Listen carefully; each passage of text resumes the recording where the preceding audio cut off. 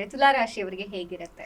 ತುಲಾ ರಾಶಿಯವರಿಗೆ ಚತುರ್ಥದಲ್ಲಿ ಸೂರ್ಯನ ಒಂದು ಸಂಚಾರ ಕೇಂದ್ರ ಸ್ಥಾನ ಆಗಿರೋದ್ರಿಂದ ಏನು ದೊಡ್ಡ ಮಟ್ಟದ ತೊಂದರೆಗಳನ್ನು ಅನುಭವಿಸೋದಕ್ಕೆ ಇಲ್ಲಿ ಅಂಥ ಏನು ಸಮಸ್ಯೆ ಇಲ್ಲ. ಆದರೆ ಈ ಮನೆ ನಿರ್ಮಾಣ ಮಾಡ್ತಾ ಇರೋರಿಗೆ ಸ್ವಲ್ಪ ನಿಧಾನವಾಗಿ ಆಗಬಹುದು. ಸ್ವಲ್ಪ ಈ ಶುಭ ಕಾರ್ಯಗಳನ್ನೇನಾದರೂ ಮಾಡ್ತೀವಿ ಅಂತ ನೀವು ಅಂದ್ಕೊಂಡಿದ್ರೆ ಅಥವಾ ಪೂಜೆ ಪುನಸ್ಕಾರಗಳನ್ನು ಮಾಡ್ತೀವಿ ಅಂದ್ಕೊಂಡಿದ್ರೆ ಸ್ವಲ್ಪ ಇದು ನಿಧಾನ ಆಗಬಹುದು. ಹಾಗೆಯೇ ನೀವೇನಾದರೂ ತುಲಾ ರಾಶಿಯಲ್ಲಿ ಹುಟ್ಟಿ ರಾಜಕಾರಣಿಗಳಾಗಿದ್ದರೆ ಮಾತ್ರ ಇಲ್ಲಿ ಸ್ವಲ್ಪ ಕಿರಿಕಿರಿಗಳನ್ನು ಅನುಭವಿಸೋದಕ್ಕೆ ಚಾನ್ಸಸ್ ಇರುತ್ತೆ ಅಂತ, ನಿಮಗೆ ಸಿಗಬೇಕಾದಂತಹ ಸ್ಥಾನ ಸಿಗದೆ ಹೋಗಬಹುದು ಅಂತ.